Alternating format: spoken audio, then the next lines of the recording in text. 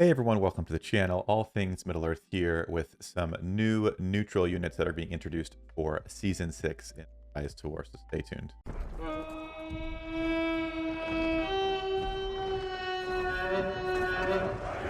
Okay, as is becoming the norm for this game, every season we get a new batch of neutral units, which I'm not a huge fan of, and I'll explain more on that at the end. And I've got an idea for how I think this could be a really cool thing, so stay tuned to the end. I've got an idea for Season 6 with new units that I think could be fun and refreshing.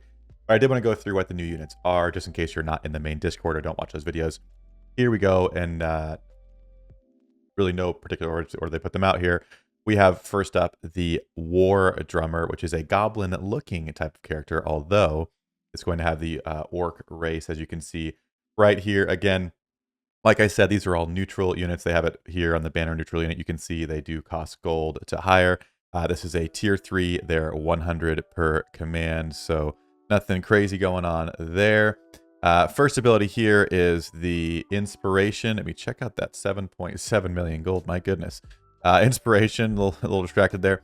Each round on own turn, all allies, next damage dealt plus 20%.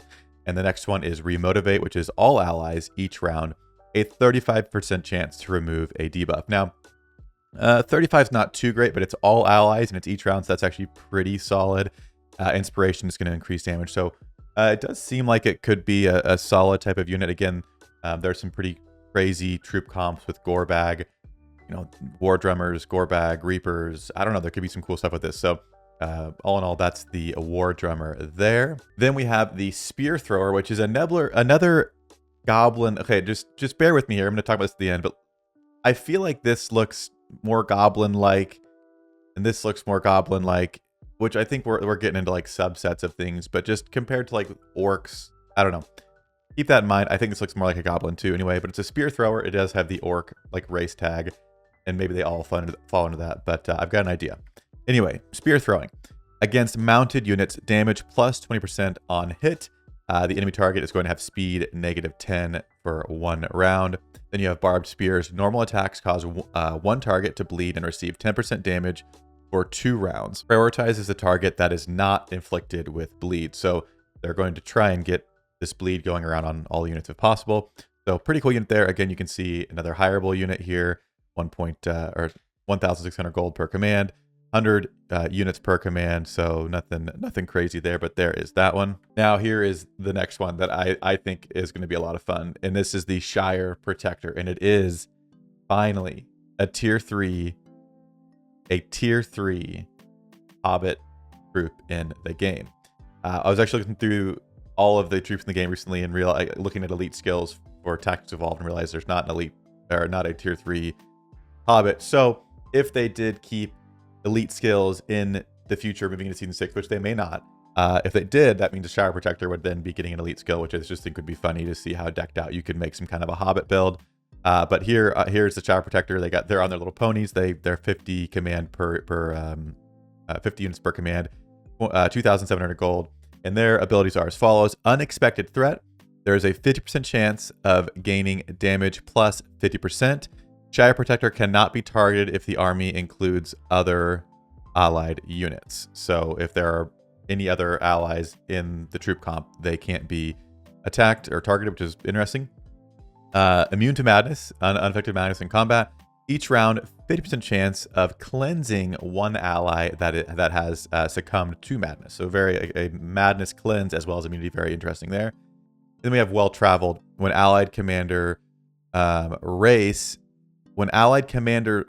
is hobbits or men, Shire Protector gains plus 10 attack and plus 10 speed. So if you're using Merry and Pippin or Frodo and Sam or any of the men commanders, I believe, then they would get the plus 10 attack and plus 10 speed. So again, right now they're sitting at 30 to 34. Not bad, but I don't know, very, very interesting group. And again, like Merry and Pippin, they have all these abilities to reduce damage on hobbits, but the hobbits aren't very good.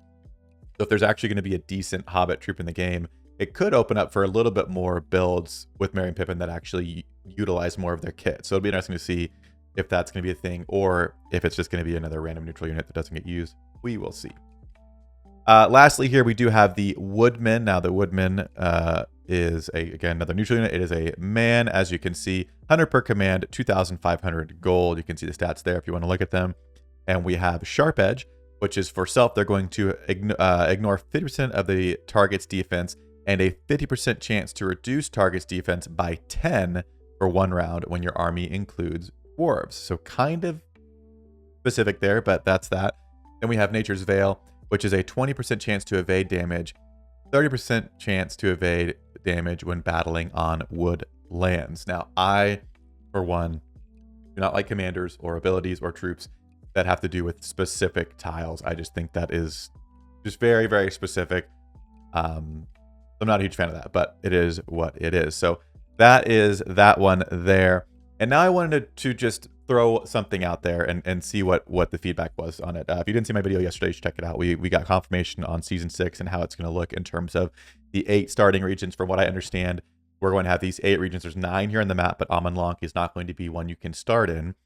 And my understanding from how other like Rise of Kingdom type game works is you pick a race and then spawn in said area, because that is kind of the question now. If there are no more factions, like how do you pick who you're going to play as?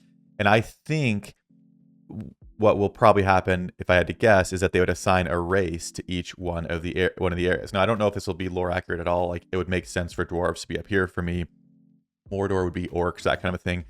But there are technically about, it depends on how you want to slice them up, but there are about 6 or 7 different races in the game, depending on what they like mix together. But if you look at all like the different camps they have, there are more. But we have Uruk-hai, we have orcs, and we have evil men for the evil side. And some of those are split up, like there's kind of 2 orc ones.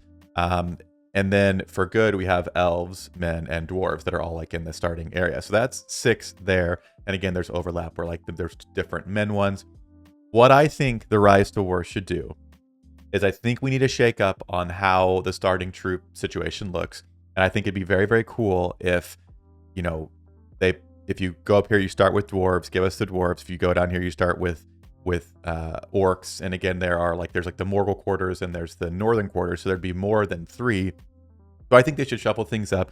They should add more than 3 starting group types. So there's more variety to choose from when you're starting out. And I think they should give us 2 new races to choose from. One of them being goblins, like I mentioned earlier. This is just totally kind of super speculation. I think these look more like, if I know we're splitting hairs here, but I think if you were to say, is this a goblin or an orc, and I'm going to make it different, like I'm going to pick a difference, I'd say I think it's a goblin. I think this one looks like a goblin kind of too. So I think they have the character models and the things to do that. I think it'd be interesting if they added a goblin race, which means they would need to add more to go with that. And then I believe, if my count is correct, that would mean there could be 1 more. So they could do 1 more good one. Again, they could do a hobbit race. I don't know how powerful it would be or how they would make that work. But we've got men, dwarves, and elves. We've got Uruk-hai, orcs, and evil men. So I would love to see that for season 6, where each area is a race you start as. And it'd be nice to see some new races brought into the game. That way you can actually have a chance to try out new units, even if you don't, go get their neutral unit camps. Because that's the thing, the neutral units are great, but you just, depending on where you start on the map, you may not see them. There are new ones this season I'm not going to see regardless, because they're over across the entire map. So again, super random speculation. If you stuck around this long, I appreciate it. Thanks so much for your time. Hope you have a fantastic day, and I'll see you in the next video.